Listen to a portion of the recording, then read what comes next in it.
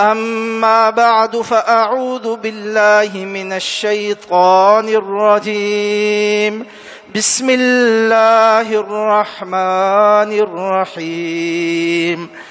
سبح لله ما في السماوات وما في الأرض وهو العزيز الحكيم.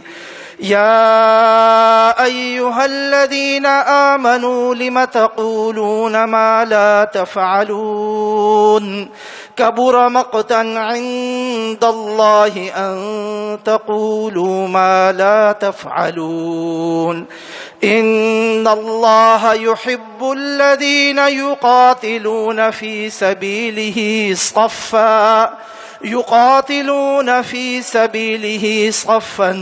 كأنهم بنيان مرصوص.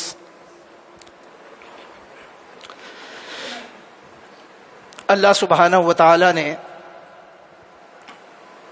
قرآن مجید میں سورہ صف میں ابتدا میں جو چند آیات نازل فرمائی ہیں، میں نے ابھی آپ کے سامنے ان آیات کو تلاوت کیا ہے۔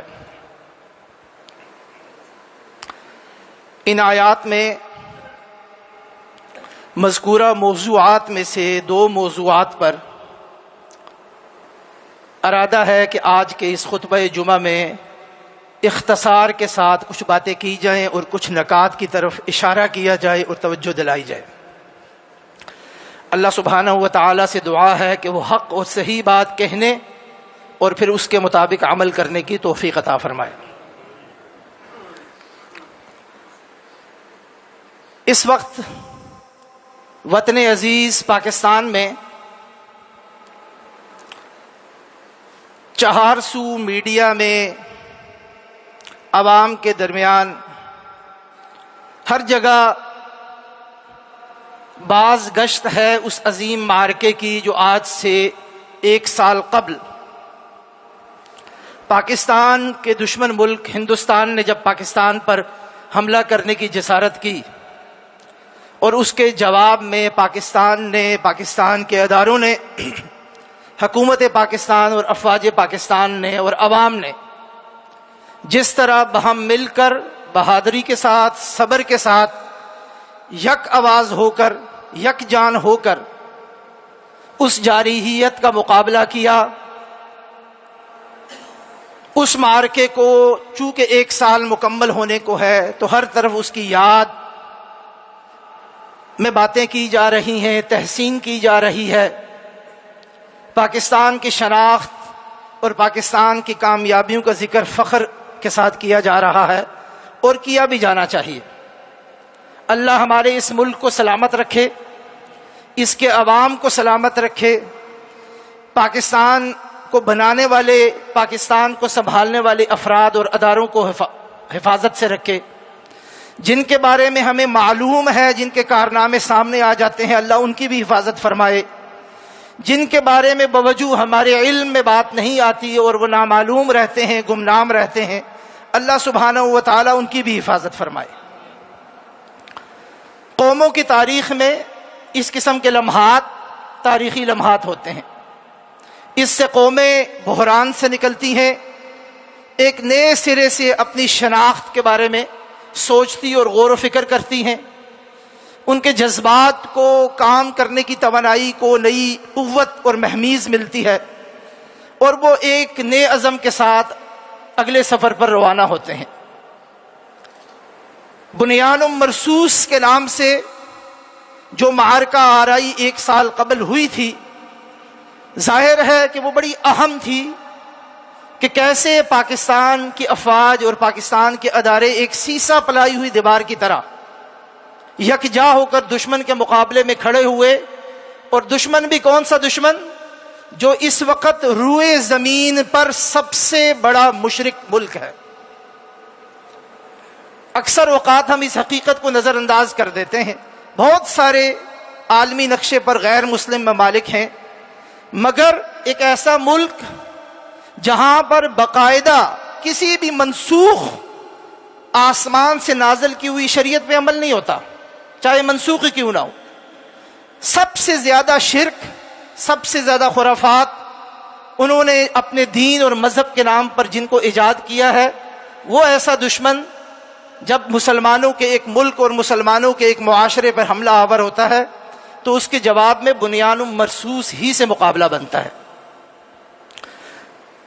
بنیان مرصوص کی یہ اصطلاح قرآن کریم کی اس آیت مبارکہ سے، جو میں نے ابھی آیات آپ کے سامنے تلاوت کی ہیں ان میں سے ایک آیت سے لی گئی ہے، مستعار لی گئی ہے، اور اس پورے آپریشن اور مارکے کو اس نام سے موسوم کیا گیا ہے، جس سے یہ بات پتہ چلتی ہے کہ پاکستان میں جب بھی کوئی قومی بحران یا مشکل وقت آتا ہے تو قوم کو یکجا کرنے کے لیے جس اظہاریے اور بیانیے کی ضرورت ہوتی ہے، یکجا کرنے کے لیے جس قوت کی ضرورت ہوتی ہے، وہ واحد قوت دین اسلام ہے، اور اللہ سبحانہ و تعالی کا قرآن اور نبی کریم صلی اللہ علیہ وآلہ وسلم کا فرمان ہے۔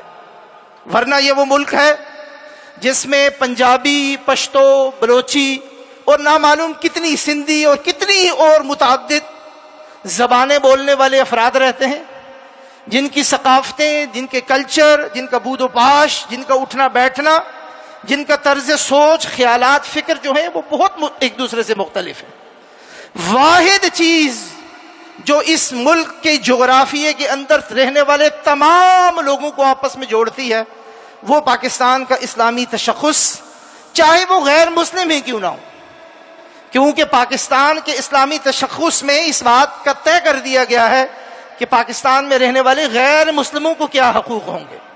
تو یہ وہ واحد سمبل ہے، یہ وہ واحد مقام ہے جو اس قوم کو جوڑ کے رکھ سکتا ہے، اور جب بھی بحران آتا ہے تو ہم پھر دوبارہ ان اصطلاحات کی طرف، ان ٹرمینالوجیز کی طرف اور اسلام کی اس شناخت کی طرف رجوع کرتے ہیں، کیونکہ مشکل وقت میں نکالنے کے لیے آپ کو کسی نہ کسی مدد کی ضرورت ہوتی ہے۔ الحمدللہ بار بار پاکستان پہ جب بھی اس قسم کا مشکل وقت آیا، پاکستان کے اداروں نے، پاکستان کے افراد نے، پاکستان کی انٹیلیجنسیا نے، سوچنے والے لوگوں نے، ان سب نے اسلام کی شناخت ہی کی طرف رجوع کیا، اور یہی صحیح طریقہ تھا۔ قرآن کریم کی جو آیات میں نے آپ کے سامنے رکھی ہیں، آج جب ہم بنیان مرصوص کے مارکے کو یاد کر رہے ہیں، ان کارناموں کی تحسین کر رہے ہیں، تو ان آیات کریمہ پر ہمیں اثر نو غور کرنے کی ضرورت ہے کہ صرف خوشی، صرف جذبات کو ابھارنا، صرف نیرہ بازی، صرف جہازوں کو اڑانا، صرف پریڈ کر لینا، صرف شادیانے بجا لینا، صرف کسی عمارت کو اس کی طرف موسوم کر کے اس کے اوپر چراغاں کر دینا، یا اس حوالے سے سیمینار کر کے، منعقد کر کے تقاریر کر دینا، یہ کافی نہیں ہے۔ جب ہم قرآن کی اصطلاحات کی بات کرتے ہیں تو پھر پوری اصطلاحات کی بات کرنی چاہیے۔ جب ہم قرآن کو اپنا ریفرنس اور بنیاد بناتے ہیں تو پھر ہمیں پوری طرح جذبات کی اخلاص کے ساتھ اور نیتوں کی اصلاح کے ساتھ قرآن کی طرف رجوع کرنا چاہیے، نہ اپنے آپ سے دھوکہ کرنا چاہیے، نہ پاکستان کے عوام سے دھوکہ کرنا چاہیے۔ تو اس موقع پر جہاں تحسین کی ضرورت ہے، جہاں خوشی کی ضرورت ہے، جہاں اللہ کا شکر بجا لانے کی ضرورت ہے، وہاں اس اعادے کی بھی ضرورت ہے، اس نظر ثانی کی بھی ضرورت ہے کہ قرآن اس حوالے سے ہم سے تقاضا کیا کرتا ہے۔ اللہ سبحانہ و تعالی نے اس سورہ مبارکہ کے آغاز میں فرمایا سبح للہ ما فی السماوات و ما فی الارض وہو العزیز الحکیم۔ جو مخلوقات بھی آسمانوں اور زمین میں ہیں وہ سب اللہ سبحانہ و تعالی کی تسبیح بجا لاتے ہیں، اس کی تسبیح کرتے ہیں۔ کیوں کرتے ہیں؟ اس لیے کہ وہو العزیز الحکیم، اللہ سبحانہ و تعالی ہی غالب حکمت والا ہے، اور وہی اس بات کا سزاوار ہے کہ اس کی تسبیح کی جائے، اس کی تعریف کی جائے۔ اگلی آیت میں ایک بڑی ہی اہم بات ارشاد فرمائی گئی، فرمایا یا ایھا الذین آمنوا لم تقولون ما لا تفعلون۔ اے ایمان والو، بے ایمانوں کو مخاطب نہیں کیا گیا، ایمان والوں کو مخاطب کیا گیا۔ وہ لوگ جو ایمان والے ہیں اور ایمان کا دعویٰ کرتے ہیں، اسلامیان پاکستان، مخاطب اللہ سبحانہ و تعالی ہے، کیونکہ ہمارا دعویٰ ہے نا، ہم ایمان والے ہیں، ہم مسلمان ہیں، ہم نے اپنے آپریشن اور مارکے کا نام بنیان مرصوص رکھا ہے، ہم قرآن کی اصطلاحات سے مستفید ہوتے ہیں، ان کو استعمال کرتے ہیں، ان پر فخر کرتے ہیں۔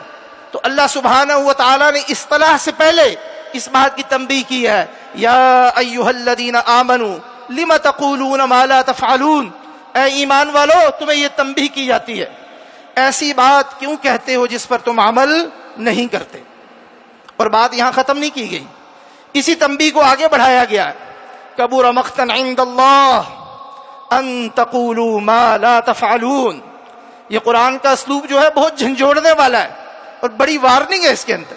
کبر مقتا عند اللہ، یہ بات اللہ کے نزدیک انتہائی ناپسندیدگی والی ہے، اللہ کو یہ بات بہت ہی بری لگتی ہے، اللہ کو یہ بات بہت ہی ناپسندیدہ لگتی ہے، ان تقولوا ما لا تفعلون، کہ تم وہ بات کو ہو جو تم کرتے نہیں ہو، جو تمہارا عمل ہے وہ کچھ اور تمہارا قول جو ہے وہ کچھ اور ہے، تمہاری پالیسی کچھ اور ہے اور تمہاری امپلیمنٹیشن کچھ اور ہے، تم نے دستور میں کچھ اور لکھ کے رکھا ہوا ہے، عمل تم کسی اور چیز پر کرتے ہو، تم نے کتاب اور قانون میں کچھ اور درج کر رکھا ہے اور اس کی پریکٹس میں تم کچھ اور کرتے ہو، سیمیناروں میں اور تقریروں میں کوئی اور بات کہتے ہو، مگر جب عمل کی بات کرتے ہوتی ہے تو بالکل اس کے برعکس اور مخالف کرتے ہو۔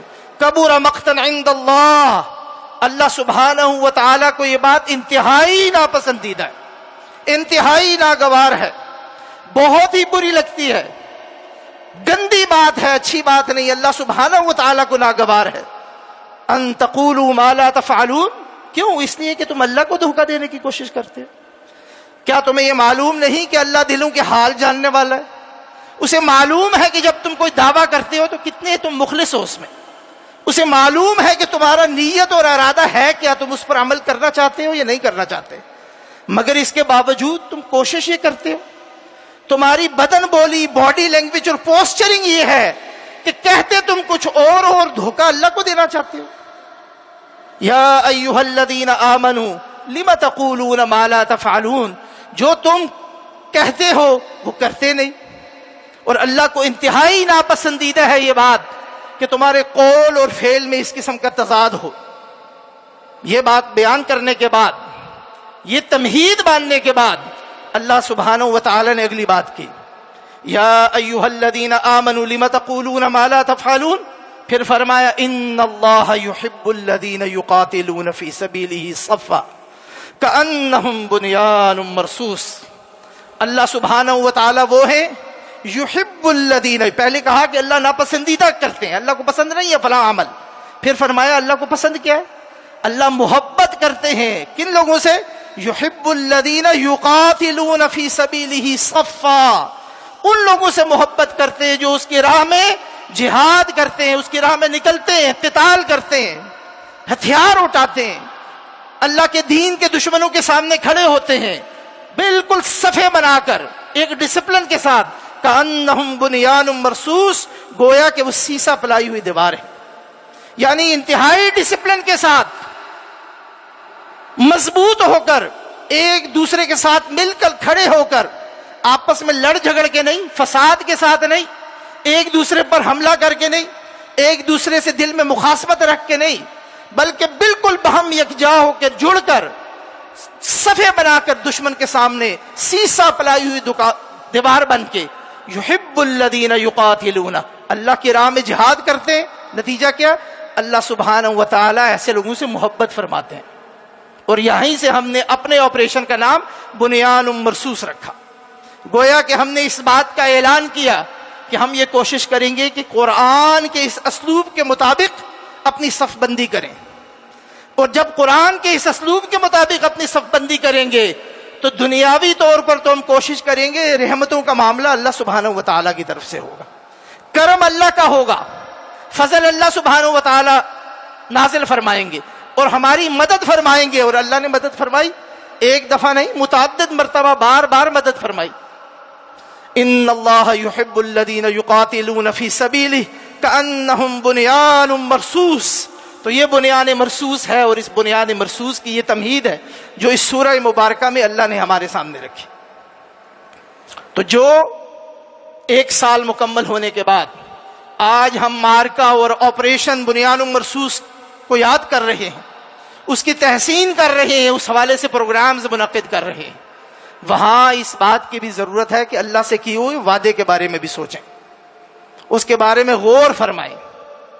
یہ نہ ہو کہ ہم یہ نعرے تو بلند کریں، یہ نام تو رکھ دیں، ان اصطلاحات کو تو یاد رکھیں، اور عملی طور پر خدا نہ خواستہ ہماری حالت وہ ہو یا ایھا الذین آمنو، ایمان لانے والو، اسلامیان پاکستان، حکومت پاکستان، پاکستان کے عوام اور پاکستان کے اداروں، سن لو، یہ حالت نہیں ہونی چاہیے. لم تقولون ما لا تفعلون، اللہ نے یہ فرمایا تمہارے قول و فعل میں تضاد تو نہیں ہونا چاہیے نا.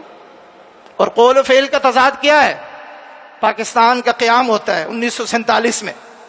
پاکستان کے قیام کے فوراً بعد یہاں ایک بحث چھڑتی ہے، پاکستان کا آئین کس قسم کا ہوگا. ملک میں دو بڑے گروہ بن جاتے ہیں، ویسے تو چھوٹے چھوٹے بہت سے گروہ بنتے ہیں، دو بڑے گروہ بن جاتے ہیں. ایک گروہ ہے جو کہتا ہے کہ ہم نے نیا ملک بنایا، نیشن سٹیٹ ہے، ہمیں اس کو ماڈرن دور کے تقاضوں کے مطابق ایک سیکولر ریاست بنانی چاہیے، ایک ایسی ریاست جس کے ریاستی معاملات اور حکومتی معاملات کا مذہب سے کوئی تعلق نہیں ہونا چاہیے. اور یہ گروہ بڑا زور لگاتا ہے، زوردار انداز میں چیزیں لکھتا ہے، اپنی لابی کرتا ہے، آگے پیچھے جاتا ہے، اپنے اجتماعات منعقد کرتا ہے. دوسرا گروہ اٹھتا ہے اور وہ کہتا ہے کہ نہیں، پاکستان کا مطلب کیا؟ لا الہ الا اللہ، ایک ملک جو آپ نے بنایا ہی اس بنیاد پر کہ یہ مسلمانوں کے لیے ہمیں علیحدہ وطن چاہیے. لا الہ الا اللہ کے نعرے کے تحت آپ نے لوگوں کو جمع کیا ہے. اس بات سے قطع نظر کہ کس لیڈر اور کس قائد کی ذاتی زندگی میں اس کا اعلان کیا تھا، مجموعی طور پر اس قوم سے وعدہ کیا گیا تھا کہ لا الہ الا اللہ کے تقاضوں کے تحت ہم ایک نیا ملک جہاں پر ہم اللہ کے دین کا نفاذ کریں گے، اس کا بول بالا کریں گے. اس لیے اس ملک کے اندر ایک ایسا تجربہ ہونا چاہیے کہ اس ملک کی شناخت بھی اسلامی ہو، اس کا آئین بھی اسلامی ہو، اس کے قوانین بھی اسلام اور شریعت کے تقاضوں کے ماتحت ہوں، اور اس کی معاشرت اور اس کی معیشت بھی اسلام اور شریعت کے تقاضوں کے ماتحت ہو. یہ ایک بحث پاکستان میں شروع ہوتی ہے. پاکستان کا پہلا آئین نہیں بن پاتا، انتشار یہاں پر ہوتا ہے، متعدد وجوہات، جن میں سے یہ ایک وجہ بھی ہے کہ آئین کی صورت کیا ہونی چاہیے، اس کی نیچر کیا ہونی چاہیے، یہ بھی ایک بڑی وجہ ہے باقی وجوہات کے ساتھ ساتھ. آخر کار چلتے چلتے 1949 میں 1949 میں پاکستان کی اسمبلی ایک قرارداد منظور کرتی ہے جسے قرارداد مقاصد کہا جاتا ہے. یہ بڑی اہم قرارداد ہے. یا ایھا الذین آمنوا لم تقولون ما لا تفعلون. ہم نے اللہ سبحانہ و تعالی سے بحیثیت قوم 1947 کے بعد پہلی مرتبہ بحیثیت قوم اللہ سے کمٹمنٹ کی ہے. یہ ہمارا قول تھا جو ہم نے لکھ کر پاکستان کے سب سے بڑے قانون ساز ادارے سے اس وقت منظور کروایا اور کہا کہ یا اللہ یہ ہمارا قول ہے، اس کے مطابق عمل کریں گے. کیا قول تھا؟ قرارداد مقاصد کو منظور کیا گیا 1949 میں. قرارداد مقاصد میں جہاں اور بہت ساری باتیں لکھی گئی ہیں، وہاں شروع میں لکھا گیا کہ حاکمیت صرف اللہ سبحانہ و تعالیٰ کی. پاکستان کے عوام اللہ سبحانہ و تعالیٰ سے کیے ہوئے عہد اور وعدے کے مطابق، اللہ کی دی ہوئی تعلیمات کے مطابق جتنے بھی اختیارات حکومت اور ادارے استعمال کریں گے اس روشنی میں کریں گے، اس کے تابع ہوں گے جو قرآن و سنت کے تقاضے ہیں. بار بار یہ کہا گیا. قرارداد مقاصد میں ہم نے یہ وعدہ کیا کہ پاکستان کے عوام کو اپنی زندگیاں اسلام کے سانچے کے مطابق ڈھالنے کے لیے یہاں پر ریاست ہر ممکنہ اقدامات کیا کرے گی. ہم نے قرارداد مقاصد میں لکھا کہ قرآن اور سنت کے خلاف کسی قانون کو، کسی پالیسی کو نہیں بنانے دیا جائے گا. باقی تفصیلات اپنی جگہ پر ہیں. اس قرارداد مقاصد میں واضح طور پر لکھ کر اس پوری قوم نے اللہ کے سامنے اپنا قول پیش کر دیا، یا اللہ یہ ہمارا قول ہے. جب قول پیش کر دیا جائے تو پھر اس کے بعد کیا کیا جاتا ہے؟ عمل کرنے کی نوبت آئی تو پھر ہم نے کیا کیا؟ پھر ہم نے یہ باتیں شروع کر دی کہ ہم نے یہ تو لکھ دیا کہ دین ایسا ہونا چاہیے، اللہ کی حاکمیت ہونی چاہیے، ملک میں اسلام کا نفاذ ہونا چاہیے، مگر کیا کریں جی، یہ تو دینی طبقہ، مذہبی طبقہ، علماء کرام یہ آپس میں اکٹھے نہیں ہوتے. ان سے پوچھتے ہیں کہ کوئی ایک شریعت بتاؤ، کوئی ایک طریقہ بتاؤ، تو یہ تو لڑتے رہتے ہیں. ان کے تو ایک دوسرے کے خلاف فتوے موجود ہیں، تو اس لیے ہم کر نہیں سکتے. لکھ تو دیا، قول ہم نے کہہ دیا، عمل کرنے کی نوبت آئی تو یہ باتیں شروع کر دی کہ متفقہ کوئی چیز ہے نہیں ہمارے سامنے جس کو ہم اسلامی قانون کے طور پہ نافذ کر دیں. یا اسلام کے نفاذ کے طور پہ نافذ کر دے، ایک نیا بہانہ گھڑ لیا۔ آگے چلیے 1951، اس بہانے کو ختم کرنے کے لیے، اس کے تدارک کے لیے تمام مکاتب فکر، چاہے سنی ہو یا شیعہ ہو، چاہے بریلوی ہو، دیوبندی ہو یا اہل حدیث ہو، چاہے ان کا تعلق فکری طور پر جماعت اسلامی سے ہو، تمام مکاتب فکر کے علماء کراچی میں جمع ہوتے ہیں اس بات اور اس اعتراض کا جواب دینے کے لیے۔ 1951 31 علماء جن کی لسٹ اور فہرست موجود ہے، جن کے سائن اور دستخط موجود ہیں، تمام مکاتب فکر کے اس نقطے اور اعتراض کو ختم کرنے کے لیے کہ علماء تو گٹھے ہی نہیں ہوتے، ان کی تو تشریحات میں ہی بڑا اختلاف ہے۔ علماء کے 22 نکات کے نام سے ایک اعلامیہ جاری کرتے ہیں 1951 میں، جس میں دوبارہ ان باتوں کا ذکر کیا جاتا ہے۔ 22 نکات میں تفصیل دی جاتی ہے کہ ملک کا آئین کے تقاضے کیا ہوں گے، نفاذ شریعت کے تقاضے کیا ہوں گے، ملک کے اندر عدلیہ کس طرح کام کرے گی، مقننہ کس طرح کام کرے گی، ملک کے اندر باقی سویلین اور فوج کے ادارے کس انداز میں کام کریں گے، اسلامی شریعت کے تقاضے ان پر کیسے لاگو ہوں گے، اور غیر مسلم جو اس ملک میں رہتے ہیں ان کے ساتھ معاملہ کیسے کیا جائے گا شریعت کی روشنی میں۔ ہر بات ان 22 نکات میں لکھنے کے بعد ان نکات کا اعلان کیا جاتا ہے تاکہ یہ بات بھی ختم ہو کہ علماء اور مذہبی جماعتیں اور مذہبی طبقہ تو اتفاق ہی نہیں کرتا کسی چیز کا۔ یہ ایک دوسرا قول ہے جو اس قوم کے مذہبی طبقے نے اس قوم کے سامنے رکھا اور اس کا اعلان کر دیا۔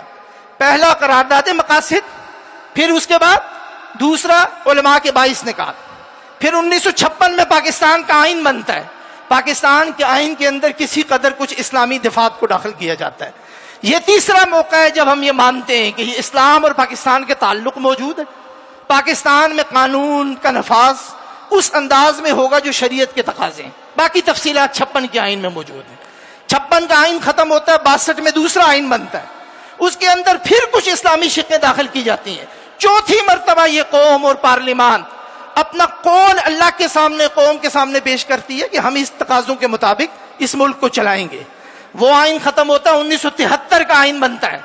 73 کے آئین میں ایک دو نہیں متعدد ایسی شقیں شامل کی جاتی ہیں جن کا تعلق براہ راست اسلام، نفاذ شریعت اور معیشت اور معاشرت میں دین کے احکامات کو کیسے لاگو کرنا ہے، اس کے لیے ادارہ جاتی انتظام کیسے ہوگا، عدالتی انتظام کیسے ہوگا، اگر کوئی قانون شریعت کے نفاذ کے خلاف بن جائے تو اس کے ساتھ کیسے ڈیل کیا جائے گا۔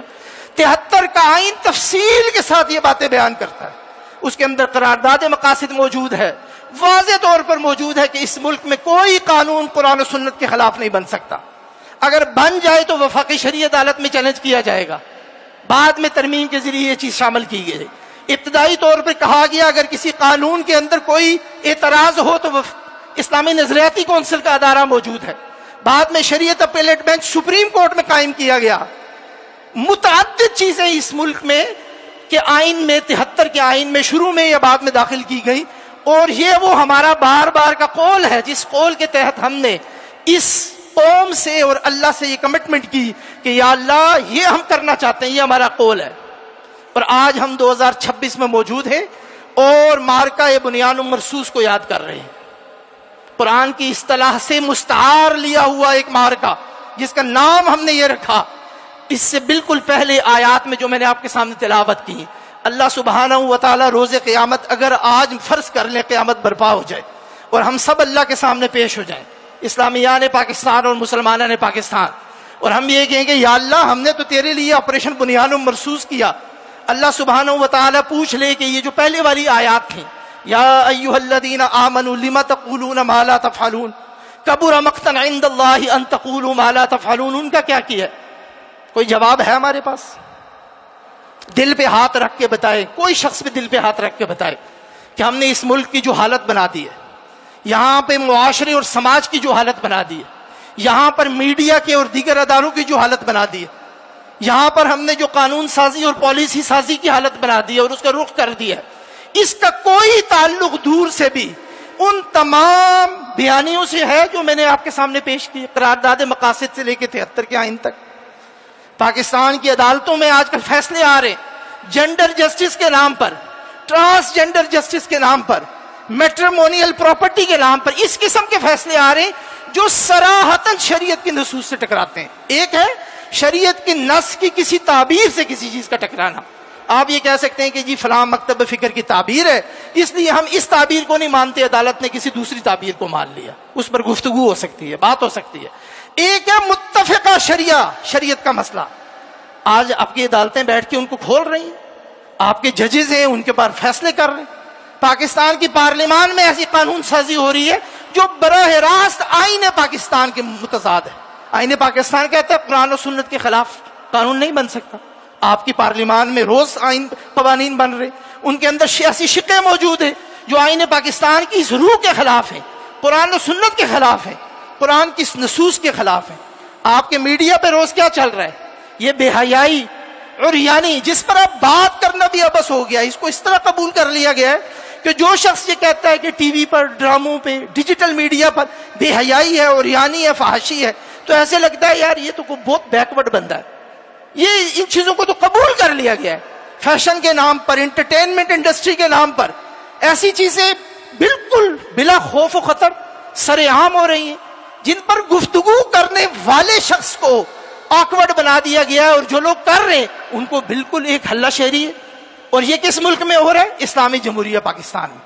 یہ اس ملک میں ہو رہا ہے جہاں جب ہم مشکل میں گھرتے ہیں تو ہم قرآن کی اصطلاحات کا سہارا لیتے ہیں, اس کی چھتری تلے, قرآن اور دین کی چھتری تلے آنا چاہتے ہیں, جو درست ہے آنا بھی چاہیے. مگر یا ایھا الذین آمنوا لم تقولون ما لا تفعلون, اللہ سبحانہ و تعالی نے پوچھ لیا کہ یہ کرتے کیا تھے, کہتے کیا تھے, ان کے درمیان کوئی مطابقت تھی؟ یہ میرے اور آپ کے غور کرنے کی بات ہے, یہ فکر کرنے کی بات ہے. یہ جذباتی باتیں نہیں ہیں, یہ بڑی سنجیدہ باتیں کہ اس قوم کو اگر قوم بنانا ہے, اس ملک کو اگر اسلامی جمہوریہ پاکستان رکھنا ہے, تو پاکستان کے اداروں کو بھی, پاکستان کی عدلیہ کو بھی, پاکستان کی مقننہ کو بھی, پاکستان کی جو ایک حیت مقتدرہ ہے اس کو بھی سوچ سمجھ کر واپس تمام تقاضوں کو مد نظر رکھتے ہوئے دین اور شریعت کی طرف آنا ہوگا. یہ بات کہ جب ضرورت پڑ گئی اس وقت دین کا سہارا لے لیا, جب ممبروں کی ضرورت پڑی علماء کنونشن کر لیے, جب اسٹریٹ پاور کی ضرورت پڑی علماء و مشائخ کو بلا لیا, دین کے نام پر سیرت کانفرنسیں کر لی. مگر جب پالیسی سازی کرنی ہے, جب اس کے مطابق کچھ ترجیحات طے کرنی ہے, عمل کرنا ہے, اس وقت دین کے تقاضوں کو دور دور تک بھی مد نظر نہیں رکھنا. یہ سوائے منافقت کے, دو رنگی کے, لم تقولون ما لا تفعلون والی بات کے اس کی کوئی دوسری تشریح تعبیر ممکن ہی نہیں. پاکستان ہمارا ملک, پاکستان پر ہماری جانیں بھی قربان. کیوں؟ اس لیے کہ یہ وہ ملک ہے جو اسلام کے تشخص اور اسلام کے نام پر بنا تھا. پاکستان کے ادارے جب اس ملک کی حفاظت کے لیے نکلتے ہیں, وہ ہماری دل و جان سے ہم ان کی حمایت بھی کرتے ہیں, ہم ان کے ساتھ بھی کھڑے ہوتے ہیں, ہم ان کے لیے دعائیں بھی کرتے ہیں, جو جس شخص کے لیے ممکن ہے وہ کرتا ہے. مگر پاکستان کی حیت مقتدرہ کو, جو صحیح طاقت کے مراکز ہیں, انہیں یہ بات اب سمجھنی ہوگی کہ آپ کتنے دن یہ معاملہ اس طرح چلائیں گے. اور میں ایک آخری بات کے طور پر اس طرف بھی اشارہ کر دوں کہ ابھی 2-3 دن قبل, غالباً 2 دن قبل, خیبر پختونخوا کے علاقے میں ایک بڑے عالم دین کو شہید کیا گیا, مولانا ادریس صاحب کو. اور اس سے پہلے بھی ایک بڑا سلسلہ ہے. اور جب بھی اس قسم کی شہادتیں آتی ہیں تو انتہا پسند مذہبی گروہوں کی بات آتی ہے کہ فلاں مذہبی گروہ نے کسی کا, کوئی طالبان کے نام پہ لگتا ہے, کوئی داعش کے نام پہ لگتا ہے, کوئی کسی کے نام پہ لگتا ہے, کوئی کسی کے نام پہ لگتا ہے. ظاہر بات ہے کہ ہمارے پاس تو کوئی ایسے وسائل موجود نہیں ہے کہ اس کی تحقیق کر سکیں, مگر ہم مانتے ہیں, مان لیتے ہیں بفرض محال کہ ان گروہ میں سے کسی شخص نے شدت پسندی کا شکار ہو کر یہ کام کیے ہیں. آپ ان گروہوں کو روکنا چاہتے ہیں؟ اسلام کے نام پر دہشت گردی والوں کو روکنا چاہتے ہیں؟ روکنا چاہیے, ہم دل و جان سے آپ کے ساتھ ہیں, مگر روکنے کے لیے کچھ عمل تو کرنا پڑے گا نا. اس قسم کے گمراہ نوجوان, شدت پسندی پر مائل نوجوانوں کو جب ہم گفتگو کرتے, بات کرتے, ہم کہتے ہیں پاکستان میں ہتھیار اٹھانا حرام ہے, مسلمانوں کا ملک ہے, مسلمانوں کے ملک میں جہاد نہیں ہو سکتا, یہ فساد ہے. وہ آگے سے کہتے ہیں کس مسلمان ملک کی بات کر رہے ہیں, اعتراض کرتے ہیں. ہم کہتے ہیں یہ آئین اسلام, آئین پاکستان ہے, اس کے اندر اس قرآن کی بات کی گئی ہے, نبی صلی اللہ علیہ وسلم کے اس فرمان کی بات کی گئی ہے. ہم بتاتے ہیں انہیں, یہ میں نے جو باتیں آپ کے سامنے رکھی ہیں اس سے بڑھ چڑھ کر بتاتے ہیں, کھول کھول کے نوجوانوں کو دکھاتے ہیں. وہ کہتے ہیں آپ یہ بتائیں عمل کہاں ہے, یہ کل پرسوں کی بات تو نہیں نا، 1947 سے سفر ہونے والا فیصلہ ہے۔ اگر آپ یاد رکھیں، اس ملک سے انتہا پسندی کو ختم کرنا چاہتے ہیں، اس ملک سے فرقہ واریت کو ختم کرنا چاہتے ہیں، اس ملک سے مذہبی عنوان پر ہونے والی دہشت گردی کو ختم کرنا چاہتے ہیں، اس ملک سے فساد جو جہاد کے عنوان پر لوگ کرتے ہیں کی کوشش کرتے ہیں اس کو ختم کرنا چاہتے ہیں، اس کے سب سے مؤثر طریقہ یہ ہے پاکستان کے آئین میں درج کی ہوئی ان اسلامی شکوں اور دفعات کا احترام کریں، ان کو لاگو کریں، تاکہ پاکستان میں رہنے والے ان لوگوں کو اس بات کا احساس ہو کہ نہیں، یہ صحیح معنوں میں مسلمانوں کا ملک ہے، یہاں اسلام اور شریعت کی تطبیق 100% نہیں، مگر ہمارے ادارے، ہماری حکومت، ہماری مقننہ، ہماری عدلیہ یہ اس طرف کوشش کر رہی ہے، یہ سنجیدہ ہے یہ کام کرنے میں۔ وہ جب میڈیا پہ بیٹھتے ہیں، اس معاشرے میں جو کچھ ہو رہا ہے اس کو دیکھتے ہیں، جس کام پر حکومتی وسائل لگ رہے ہیں اس کو دیکھتے ہیں، وہ کہتے ہیں یہ کس اسلام اور کس آئین کی بات آپ ہمیں دکھلاتے ہیں۔ اگر ہم اس فساد کو بھی ختم کرنا چاہتے ہیں، اس کا سب سے اچھا، سب سے مؤثر، سب سے فوری طریقہ یہ ہے کہ پاکستان کے آئین اور آئین کی اسلامی شناخت کے مطابق اس ملک میں آئین، ادارے، قوانین، معاشرت اور معیشت کی تشکیل کی جائے۔ یہ مشکل کام ہے، اس لیے کہ ہم نے برسا بر سے باتیں تو بہت کی، عمل نہیں کیا۔ معاشرے کی نیچر بدل گئی ہے، لوگوں کے سوچ اور فکر کے زاویے اور دھارے بدل گئے، اس کے لیے بڑی محنت کرنی پڑے گی، مگر یہ محنت نہیں کی تو اللہ سبحانہ و تعالی روز قیامت ہم سے سوال کریں گے، یا ایھا الذین آمنوا لم تقولون ما لا تفعلون۔ یا تو قرآنی اصطلاحات کا استعمال چھوڑ دیں، ان کا سہارا لینا چھوڑ دیں، اور اگر یہ نہیں چھوڑ سکتے اور یہ نہیں چھوڑنا چاہیے، انہیں چھوڑ کر اس ملک کی بقا نہیں ہے اور ہرگز نہیں چھوڑنا چاہیے، تو پھر ان تقاضوں کے مطابق پاکستان کی معاشرت اور معیشت اور سماج کی تشکیل کی جو ایک ذمہ داری ہمارے اوپر آتی ہے اس کو پورا کرنے کی ضرورت ہے۔ اللہ سبحانہ و تعالیٰ سے دعا ہے کہ وہ دین کے تقاضے اور شریعت کے تقاضوں کے مطابق ہمیں اپنے اس ملک کے نظام کو اور اس ملک کے سسٹم کو استوار کرنے کی توفیق عطا فرمائے۔ سبحانک اللہم و بحمدک، اشہد ان لا الہ الا انت، استغفرک و اتوب الیک۔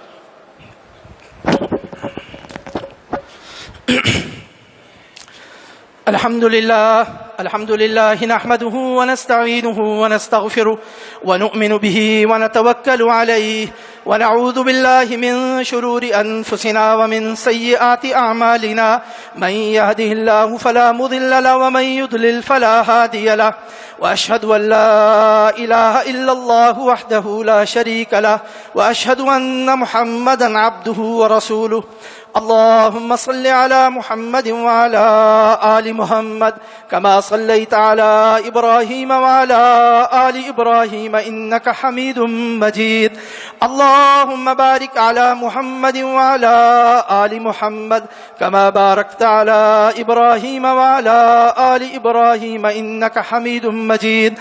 اللهم انصر الإسلام والمسلمين، اللهم انصر التوحيد والموحدين۔ سبحان ربك رب العزة عما يصفون، وسلام على المرسلين، والحمد لله رب العالمين۔